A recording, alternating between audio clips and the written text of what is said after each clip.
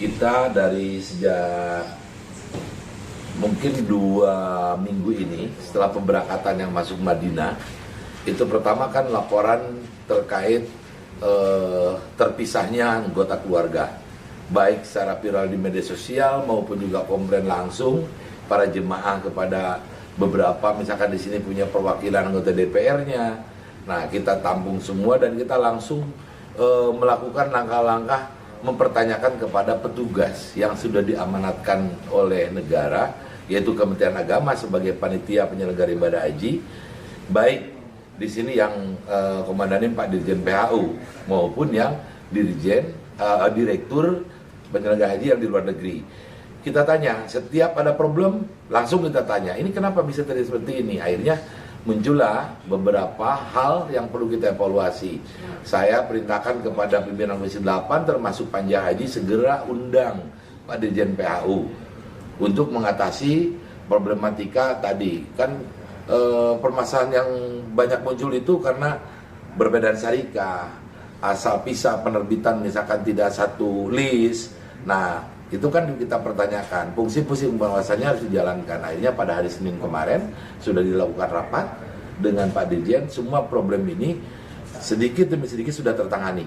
Emang pada awalnya tidak terbaca apa yang menjadi kebijakan sekarang yang disampaikan oleh Pak Dirjen itu, ini bukan keinginan kami. Ternyata Saudi ini sekarang udah bergeser. Transformasi penyelenggaraan haji itu bukan lagi ya seperti tahun-tahun yang kebelakang.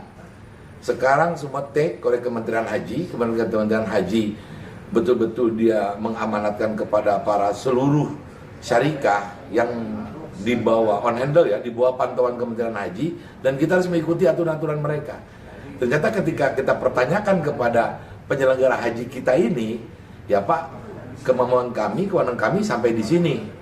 Kami nggak bisa tembus mereka, tapi saya bilang, tolong lakukan negosiasi. Yang namanya dalam menanganan masalah itu pastilah ada way out-nya. Akhirnya ya mau melakukan negosiasi, para syarikat ini udah mulai memahami bahwa emosional Indonesia ketika istrinya terpisah dengan suaminya atau ibunya membawa anaknya sebagai pendamping lansia ini terpisah.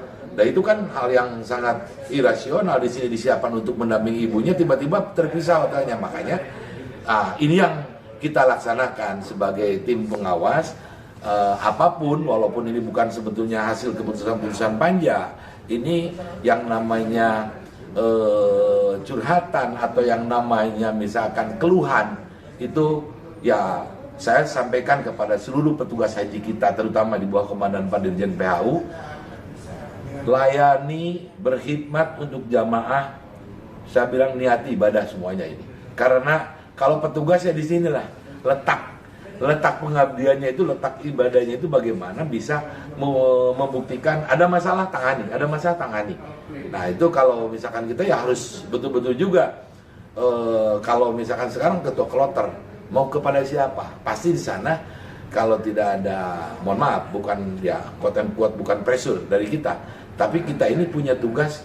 Semua kesepakatan, semua yang menjadi kewajiban penyelenggara haji itu akan kita awasi, akan kita pantau sejauh mana implementasi daripada pelaksanaan haji ini bisa berjalan dengan lancar, nyaman, aman. Dan saya juga yang menginisiasi kepada petugas haji yang di Saudi, tolong lakukan koordinasi, kalau bisa evaluasi sesering mungkin. Ternyata yang dilakukan oleh Pak Dirjen dengan Direktur Haji di sana itu ternyata rutin. Mereka yang inisiasi sepertinya harusnya oleh kita, ternyata Kementerian Haji di Saudi sangat punya tanggung jawab.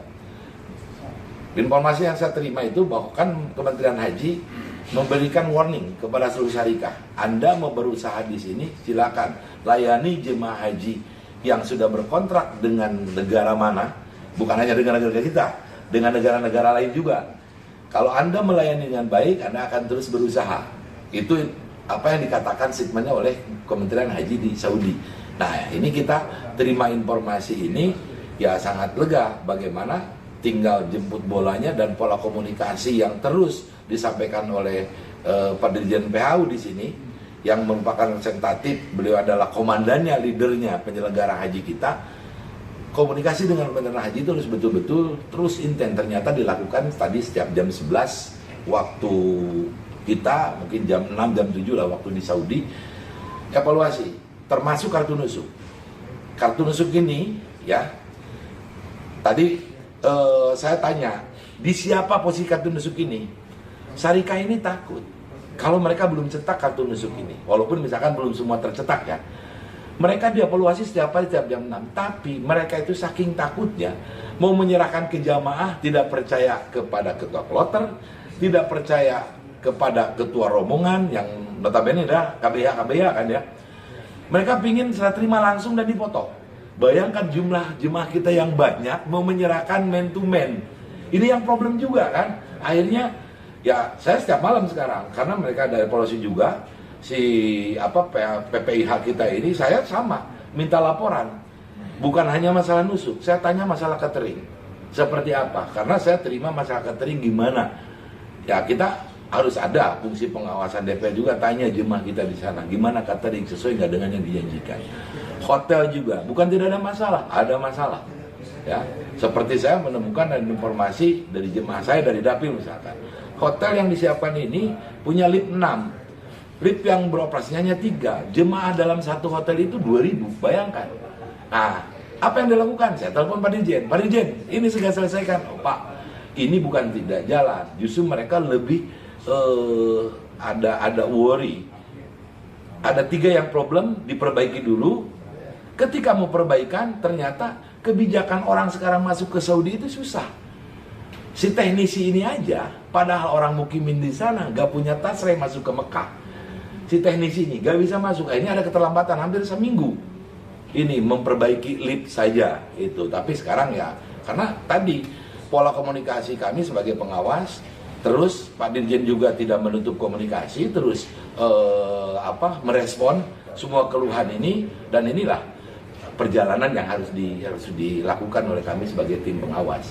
Dan sekarang permasalahan itu tertangani, muncul lagi. Mas saya bilang tadi, saya itu 24 jam mungkin ketika pas buka handphone, ini rumah nomor sekian, kok makannya telat datang. Ketika kita sudah berangkat ke masjid, makanan baru datang. Oke, perbaiki sistem pendistribusian. Nah itu kan harus disampaikan. Walaupun ya kami juga nggak tahu sistem kontrol yang kita akan, bukan hanya Pak Dirjen PAU, sistem pengawasan yang dilakukan oleh Kementerian Agama sendiri untuk setiap internalnya seperti apa, kita akan mencocokkan pengawasan kita ini.